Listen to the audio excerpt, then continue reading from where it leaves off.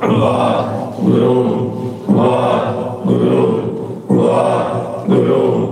वाहिगुरु वाहिगुरु वाहिगुरु वाहिगुरु वाहिगुरु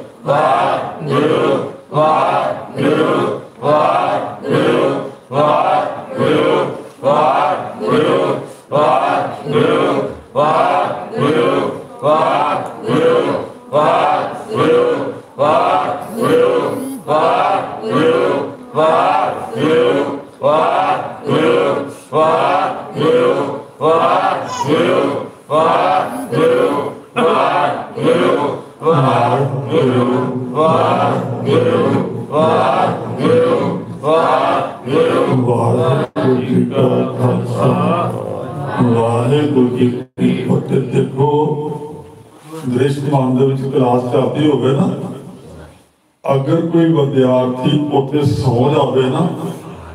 आप जानते हो ना सजा मिलती है मास्टर खड़ा करके ना, फिर हुण तो पता नहीं, पहले समय गुरु को हाथों पर सोटियां मारते सन। ये गुरु की क्लास है, सत संगत सतपुर साल जिथे हर गुण गुर सिखा एक हरी एक खेल जो परमात्मा ने एक तन दे अंदर एक पाप बैठा दिता, सब तो ऊपर ना साडा मस्तक है, इतने प्रकाश रूप में परमात्मा मौजूद है। मणि का प्रकाश है, 5 शब्द वजदे, नगारा वजना, बीन